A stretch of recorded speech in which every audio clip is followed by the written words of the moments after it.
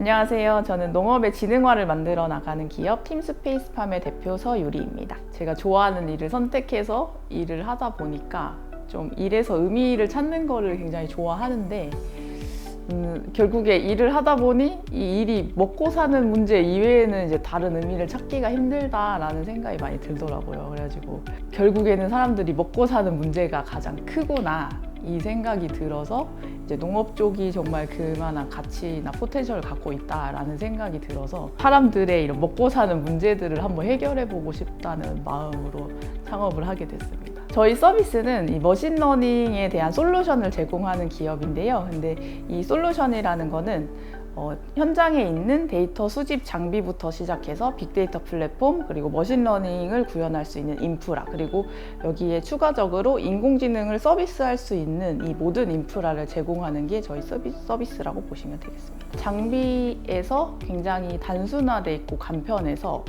이런 설비를 다 갖추고 있는 농장뿐만 아니라 굉장히 열악한 농장에도 전부 다 들어갈 수 있다는 게 가장 큰 특징이고요. 그리고 두 번째로는 이 인공지능을 서비스화하기 위해서는 서버 비용이나 이 관리 비용들이 굉장히 많이 들어가는데 저희는 이 온디바이스 AI 기술을 활용해서 디바이스 내에서 인공지능을 처리해서 이제 사용자에게 값을 전달하는, 그러니까 서버에 이런 비용들이 발생하지 않는 구조가 되어 있기 때문에 실제 현장에 적용할 수 있는 인공지능 서비스라는 점이 가장 큰 차별점입니다. 작년 말부터 실증을 시작했고, 그리고 이제 그 과정에서 도입한 농가들도 많이 생겼고요. 그래서 그 농가들이 실제로 소득이 41.6% 증가하는 결과도 얻을 수 있었습니다. 1월에 구글 코리아에 저희 기술이 우수 사례로 등록이 됐어요. 그래서 저희의 이 플랫폼은 그냥 일반적인 플랫폼이 아니라 글로벌 수준으로 인정받고 있는 이런 머신러닝 플랫폼이다 말씀드릴 수 있을 것 같고, 그리고 구글 코리아뿐만 아니라 본사에까지 등록이 돼서 기업 우수 사례로 등록이 돼 있는 상태입니다. 일단은 저희가 연구를 1차적으로 마무리한 연구가 있는데요. 보통 이제 성분을 측정하려고 하면 바늘로 찌른다던가 아니면은 파괴를 해서 이제 성분을 분석해야 되는 부분들이 있는데 저희는 이런 성장하는 과정에서 성분을 분석할 수 있는 연구들을 하고 있습니다. 그래서 생육 측정이나 이런 것들을 통해서 생산량 예측뿐만 아니라 이 과실이나 어떤 작물의 품질까지 예측할 수 있는 그런 기술들을 개발하고 있는 중입니다.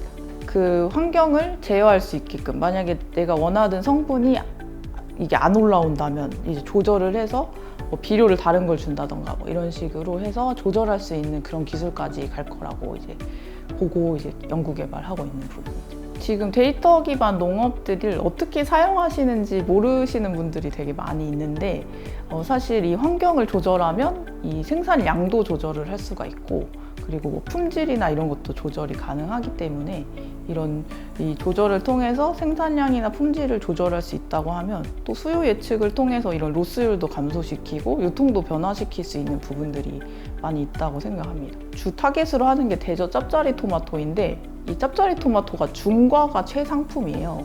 그러다 보니까 이거를 계속 키우는 것만이 이제 능사가 아니다 보니까 영양생장이나 생식생장을 조절을 하거든요. 그래서 이제 영양생장이라고 하면 잎이나 줄기로 영양을 보내는 거, 그리고 생식생장이라고 하면 꽃이나 열매로 영양을 보내는 거, 이렇게 해서 그런 환경 조절을 해가지고 그걸 다 조절해 내시거든요.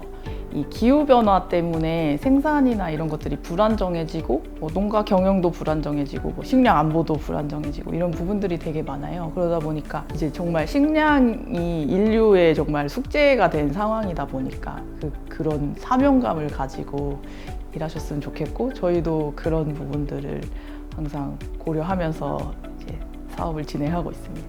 아무래도 이 생산이 안정화가 돼야 푸드테크로도 발전이 되고 또 이런 사람들의 삶도 또 안정화된다고 생각하기 때문에 그런 생산에 대한 안정성을 확보하는 거에 대한 좀 역할을 많이 하고 싶고, 대한민국의 농업이 사실 저는 미래라고 생각하거든요. 그래서 그렇게 생각한 이유가 기존에는 막 넓은 노지나 비옥한 땅 이런 것들이 필요했지만 지금은 작은 공간 안에서 이 환경을 제어하고 이런 기술들이 더 각광을 받고 있어요. 근데 국내 농업 시장이 어쩔 수 없이 소장농들이 많이 있고, 그렇다 보니 이런 기술들이 이제 전 세계적으로 많이 필요한 상황이 됐거든요. 그래서 이제 대한민국의 이런 푸드테크나 농업이 이제 전 세계로 확산해 나갈 수 있는 또 기회라고 보고 있습니다. 팀 스페이스팜이잖아요. 그래서 저희는 이제 정말 인류가 우주로 나가야 된다. 그리고 그 우주로 나가는 기반 기술이 되고 싶다, 이런 목표를 가지고 있어요. 그래서 이제 우주 산업을 왜 해야 되는지 많은 분들이 모르시는 분들도 계실 건데, 지금 뭐 전쟁이나 이런 것들도 결국에는 지구 안에서 자원이 부족하고 뭔가 뺏고 뺏어야 되는 이 구조 때문이라고 생각을 하거든요. 근데 저희가 우주로 나가게 되면 이 인류가 얼마큼 풍요로워지고 서로 전쟁이나 이런 게 전혀 필요 없어질지, 이런 것들을 이제 상상하면서 저희가 이제 그런 목표를 가지고 일을 하고 있습니다. 저희는 이 생산량하고 품질 예측을 통해서 이 유통 구조를 한번 바꿔보고 싶은 마음이 있어요. 그래서 유통을 저희가 바꿔보고 싶다고 생각했던 게, 실제로 농민들을 만나보니까 이 수확을 하기 직전까지 어떤 품질에 어떤 양이 나올지를 전혀 모르시는 거예요. 그러다 보니까 뭐 공판장에 파는 게 가장 효율적인 방법이 되고 그렇더라고요. 그래서 저희가 만약에 48시간 정도만 예측을 할 수 있다면 생산이 되기 전에 미리 유통이나 이런 것들을 판로를 다 만들어 드릴 수 있지 않을까, 이런 생각이 들어서 일단 이제 저희가 중간 목표라고 보고 있긴 하지만, 그게 이제 저희의 국내 농업 시장 안에서는 이제 그런 목표를 가지고 있습니다.